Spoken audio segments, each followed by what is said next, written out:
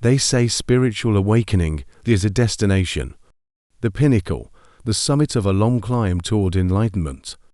But what if I told you that this is one of the greatest illusions in modern spirituality? That the moment you feel you've awakened, when your perception cracks open and reality suddenly becomes deeper, more vivid, almost surreal, is not the end, but merely the threshold. Awakening is not a conclusion. It is a beginning, a spark, a doorway, and what lies beyond it is far more mysterious, far more challenging, and far more transformative than most are willing to admit. Like stepping through a creaking gate into a vast temple filled with endless corridors, spiritual awakening is simply the entrance to a journey that will change everything you've thought you knew about yourself and reality itself. In spiritual circles and popular culture, awakening is often painted in glowing colors, a euphoric realization, a divine union, a permanent elevation of consciousness. But the truth is much more subtle. Yes, there are moments of ecstasy. Yes, you may feel more alive, more sensitive, more connected. But what follows isn't always light and clarity. Sometimes it's darkness, sometimes disorientation, because the real purpose of awakening isn't to give you all the answers, it's to dismantle the illusion that you ever had them. The ego, which clings to certainty and structure, begins to tremble. Your beliefs, identities, and attachments are pulled into a deep inner audit. And yet, this is exactly what makes awakening sacred. It initiates the collapse of the false self. Imagine awakening like the first gust of wind before a great storm. It rustles the leaves, stirs the waters, and gives you the sense that something greater is coming. But the storm, the true transformation, begins after the visions fade, after the synchronicities become background noise, after the enchantment dissolves. That's when the real work begins. When you stop seeking and begin embodying. And that's also when you realize no one prepared you for this part. No one told you the path wasn't a straight line into the light, but a spiral downward and inward, into the hidden chambers of your own being. Have you felt this moment, that eerie silence after the first glimpse of truth? If so, share it in the comments. Your words may be a mirror for someone else. You see, awakening pulls back the veil, but what you find behind it isn't just light. It's everything, the light and the shadow, the divine and the deeply human. Unless you're ready to hold both, not just the transcendence, but also the uncomfortable truths, the journey may stop right there. Many get stuck, mistaking that first insight for the entire path, mistaking temporary bliss for lasting change.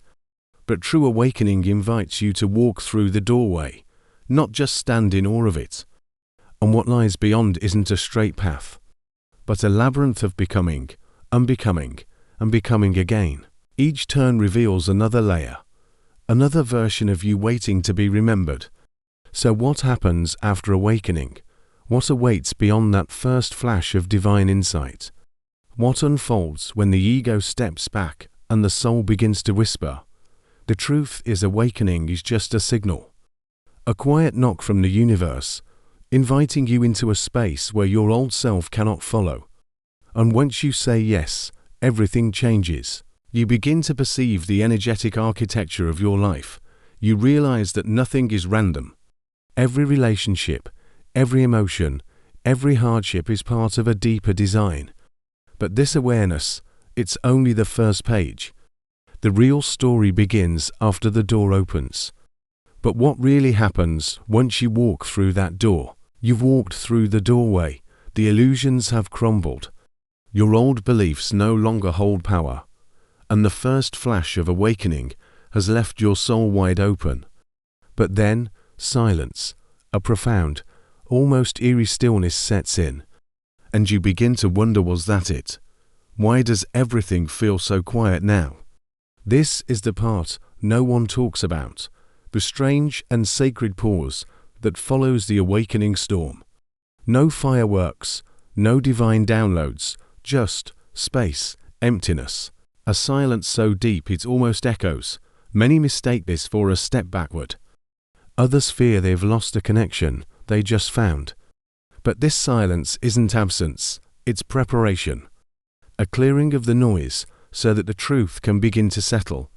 The spiritual path seduces us with dramatic breakthroughs, those moments when everything clicks, the universe speaks, and energy surges through our being. But real transformation doesn't scream, it whispers, and in the aftermath of awakening, that whisper often sounds like nothing at all. This quiet phase can feel like spiritual limbo, like floating between worlds.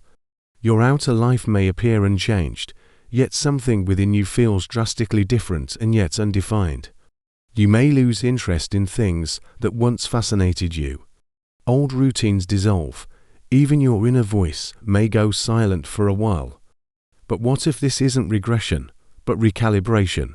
What if the stillness is exactly what your soul needs to begin rearranging itself at a deeper level? Have you felt this quiet? That hollow space where you're no longer who you were, but not yet who you're becoming. It can be disorienting, even frightening. You might find yourself asking, where did the signs go? Why can't I feel the energy anymore? And this is where many turn back. They chase another awakening high, another external signal, hoping to feel connected again. But here's the truth, the silence is the connection. It's the ground zero of your integration. It's where the seed begins to root beneath the surface, unseen but alive. If you're in this phase right now, comment below. Let others know they're not alone in the quiet. This period is often marked by detachment. Relationships may fade, desires may vanish. There's a sense of shedding, like your old skin no longer fits. And while this might feel like a spiritual void, what's actually happening is refinement. Your soul is silently filtering what no longer aligns with your emerging frequency. It's not that you're disconnected, it's that you're tuning into something more subtle, more refined. A deeper form of guidance is beginning to emerge, but it won't arrive in thunder. It will arrive in whispers, in dreams, in soft pulls of intuition that only silence makes space for. The more you resist this quiet, the longer you delay what's forming beneath it.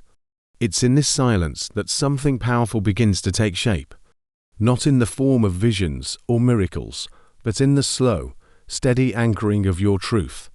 The stillness teaches you to listen not to the world, not to your thoughts, but to the space in between. It's a sacred cocoon, invisible from the outside, but vital for what's coming next. Because before your truth can rise, your illusions must fall away completely. And that dissolution is quiet, patient, necessary. You are not being abandoned by spirit. You are being held silently in the womb of transformation. And soon, something within you will begin to move. But for now, rest in the stillness. Let the silence do its work. Because what comes next will change everything. So the silence has come, the noise of the world has faded, and your inner space has been cleared. But now something more subtle begins, not a flash of light, but a slow unfolding. This is where many expect another revelation, another high, some sign from the universe to prove they're still on the right path. But what actually begins here is something far more grounded and far more demanding. This is the stage of integration, the phase where your insights, visions, and awakenings must now be brought into form, not just understood, but lived. This is where the real work begins in your routines, your choices, your relationships, and your presence. In the way you speak, in the way you react, in the way you show up when no one is watching. Spiritual integration is not glamorous. It doesn't always feel sacred. Sometimes, it feels like washing dishes while questioning the nature of reality, or having a hard conversation while your nervous system trembles, or choosing to pause instead of react, even when your old patterns scream to be heard. This is where you embody the frequency you once only glimpsed, and often, it happens in silence. No validation, no applause, just you, and the choice to live differently. Integration is where spirituality leaves the cushion and enters the kitchen. It's not about what you believe anymore. It's about what you are. Have you felt this shift? That sense that your old ways of being simply no longer fit, but the new ways aren't yet second nature. Integration is that in-between space. You may still be triggered, still reactive, still struggling with fear or doubt, but something is different now. You see it, you feel it, and even when you fall back, you fall aware. That awareness is everything. It's the start of becoming someone who lives their truth instead of preaching it. If you're in this phase, tell us in the comments what truth are you trying to live right now. What part of your awakening are you bringing into your everyday world? This is also where discomfort intensifies. Because you're not just having insights, you're dismantling structures, emotional patterns, generational wounds, survival strategies you've carried for years. And this work, though invisible to others, is seismic within. You begin to sense what's no longer aligned, but don't always know how to let go. You may feel stuck between timelines, the old you dissolving, the new you forming. And no one may see it, but you. That's the essence of integration, sacred, solitary, invisible evolution. It doesn't demand that you transcend the human experience, it asks you to inhabit it fully, but differently. With more consciousness, with more presence, with more love. And here's the catch: integration never really ends. It deepens, it expands.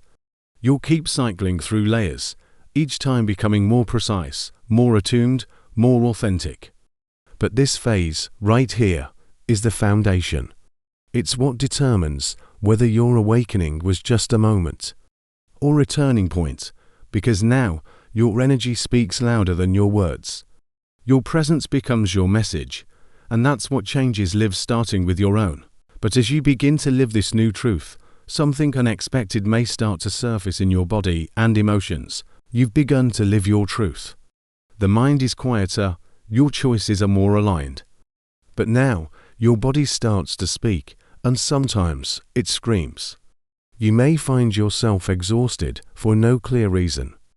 Or your sleep becomes erratic, filled with vivid dreams, restlessness, or long, heavy periods of unconsciousness. Your appetite may shift, your heart might race unexpectedly.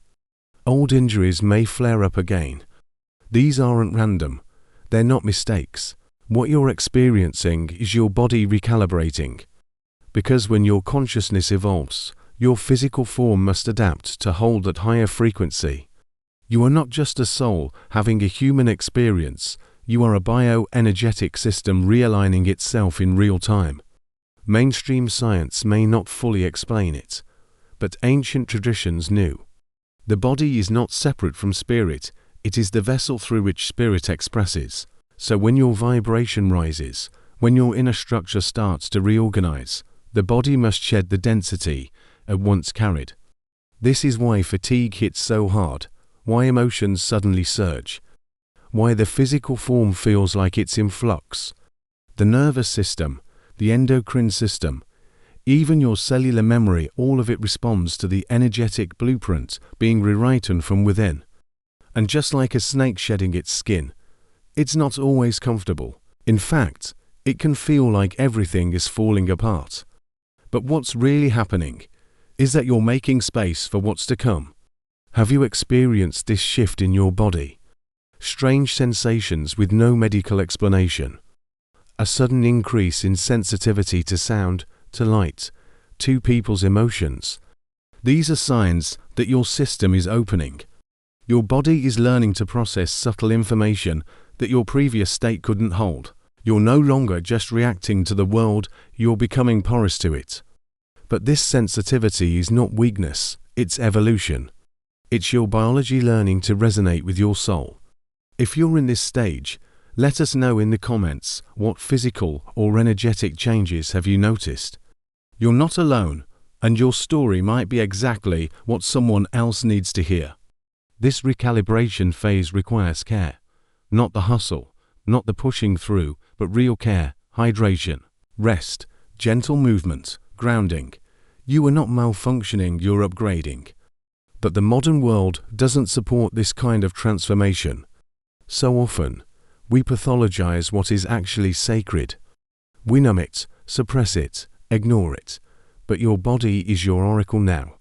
Every sensation, every ache, every heartbeat carries a message. Are you listening? The body doesn't lie. It only amplifies what the soul has been whispering all along. And if you honor it, if you slow down and allow the process, you'll find that the body becomes your most trustworthy guide. But these symptoms aren't just random, they're signals of something even deeper being released. Because beneath the physical shift lies another layer, the emotional residue that still lives within. And that's what's coming next, the release of what has been hidden. The purging of what the soul no longer wishes to carry. The physical symptoms were only the surface.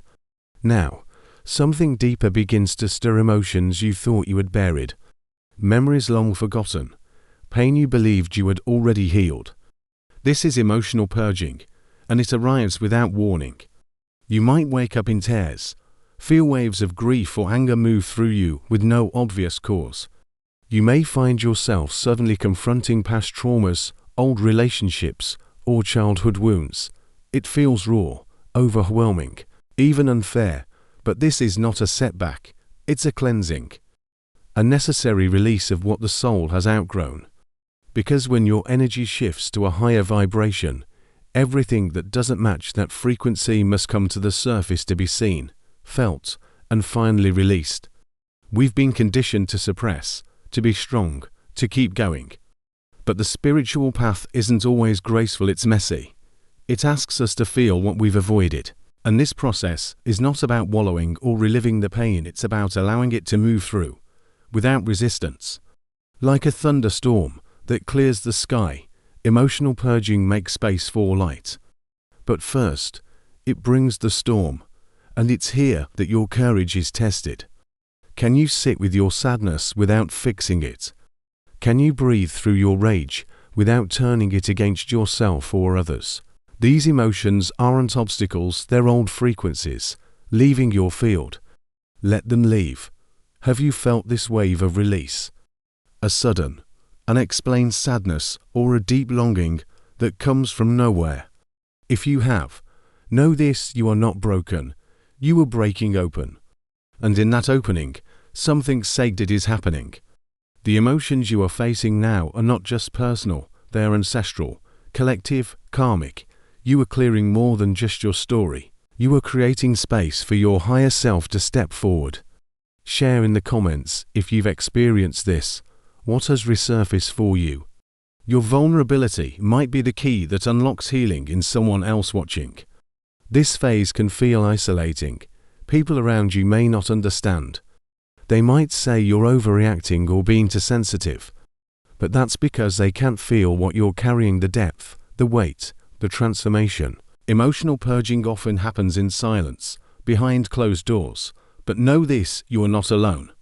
There is nothing wrong with you. You are not regressing. You are detoxing, not just emotionally, but energetically. And the only way out is through. Let the tears fall. Let the heart break open. Let the old self dissolve. This is the soul doing what it came here to do: evolve. And just when you think you're handling it all, isolation begins to set in, not just emotional, but spiritual. A distance grows between you and those you once felt close to. The world feels foreign, people seem far away. This next phase of the journey isn't about cleansing, it's about separation. But this solitude isn't punishment, it's preparation. You've cleared the density, you've felt the storm of emotions. But now, it's quiet again, not the peaceful kind, the hollow kind. You begin to look around and realize that the world no longer feels like home. The people you once resonated with seem distant. Conversations that once felt vibrant now feel empty. You're surrounded, but somehow deeply alone. This is the part of the awakening now when one prepares you for the loneliness. Not just emotional loneliness, spiritual loneliness. You're no longer who you were, but the world around you hasn't caught up. You've changed, they haven't, and that gap can feel like a void. It's not that you've become better than anyone, it's that your frequency has shifted. Your values have changed, your intuition has sharpened, and the environments you once tolerated now feel heavy, even toxic. Small talk feels unbearable. Social obligations become draining. You crave depth, silence, truth, but instead, you're met with noise and surface-level engagement. And slowly, almost imperceptibly, you begin to pull away. Not out of judgment, but out of necessity. Your soul can no longer survive in places where your spirit is not seen.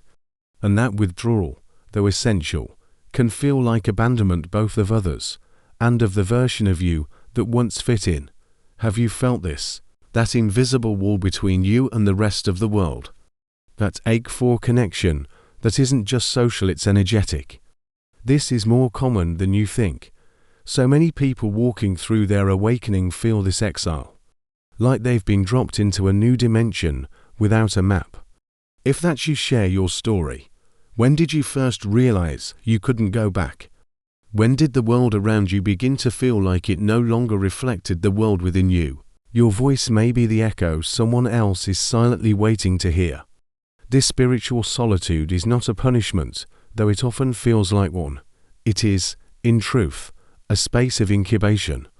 A liminal space between identities, a sacred pause between lives. Your soul is creating distance so it can realign, so it can call in what resonates now. But before that happens, you must make peace with the emptiness, with the not knowing, with the feeling of being in between. Many turn back at this stage. They try to fit in again. Force old friendships to survive, shrink themselves to stay connected. But doing so costs more than we realize. It dims our light. It distorts our truth. And it delays the very realignment we're here to experience. But this solitude isn't punishment, it's preparation. Because just beyond this silence, something new begins to stir. Not within you this time, but around you, a resonance, a ripple, a magnetic pull. You're not meant to walk this path alone forever.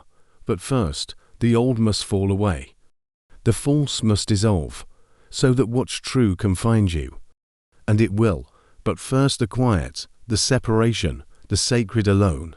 From the silence of solitude, something begins to shift. Subtle at first, a feeling, a pull, a chance encounter that feels different. There's no forcing, no searching, just resonance. And it doesn't come all at once, but in waves. A person here, a conversation there. Souls that seem to speak your language without explanation. These are not coincidences, they are alignments. After the purge, after the detachment, after the isolation, your energy has become clearer, and now, like a tuning fork, it begins to attract those vibrating at a similar frequency. These aren't just new people, they are reflections of your new self. These connections feel different. They're effortless, yet deep. You don't need to explain yourself, or filter, or perform. You're simply seen. And in that recognition, healing happens quietly, naturally. Conversations flow from the soul, not the script.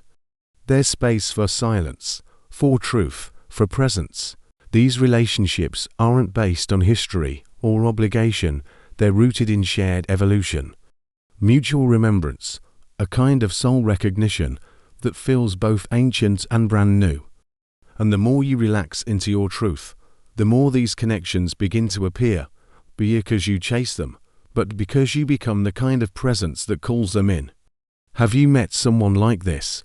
A stranger who feels familiar? A friend who arrived just when you needed them?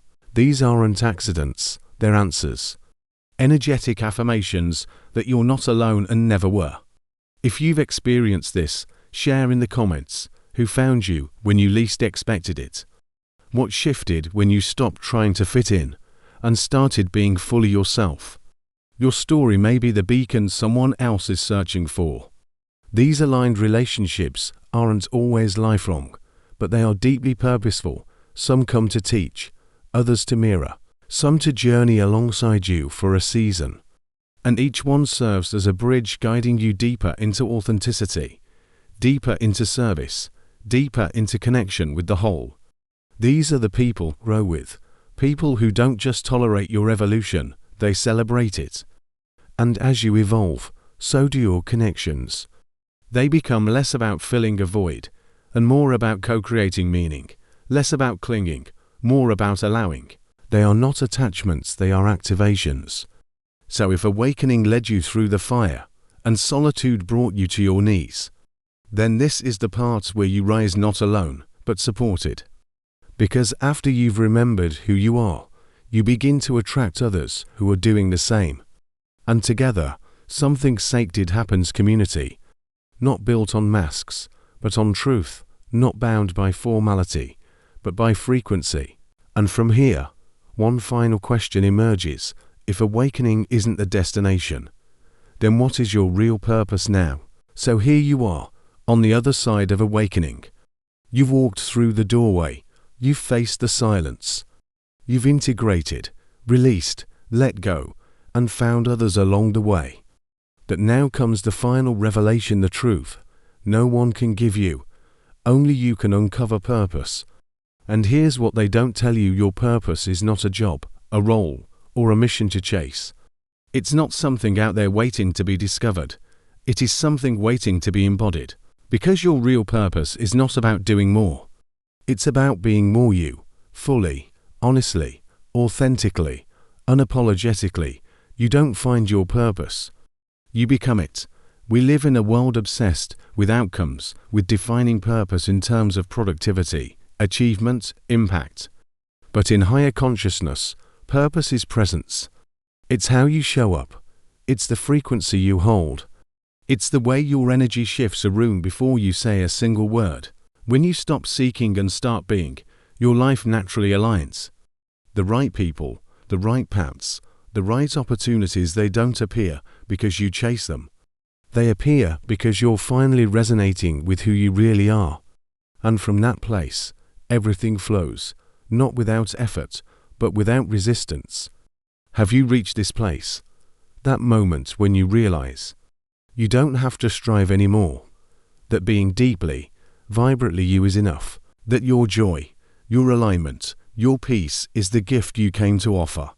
If you've touched this frequency, even briefly, share it. What shifted when you stopped searching? What emerged when you started listening within? You might not have a perfect answer, but your presence carries something others need to feel. Your stillness may speak louder than any teaching. Your life, as it is now, may already be the transmission someone else is praying for. Living your purpose doesn't mean life becomes easy, but it does become clear. Challenges still come, but now they have meaning. Confusion still arises, but now it's met with trust.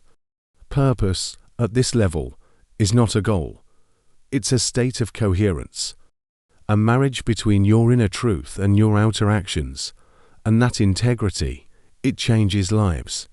Not through grand gestures, but through quiet alignment. Through showing up again and again, fully rooted in yourself. Through choosing truth over comfort, presence over performance, love over fear. And over time, this becomes not just your path, but your offering to the world. The world doesn't need another seeker. It needs someone who embodies the light. Someone who lives the wisdom they've remembered.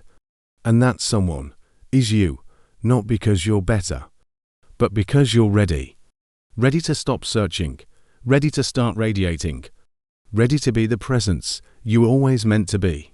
So let this be your invitation to go forward, but to go deeper, to stand in your being, to let the world feel who you are.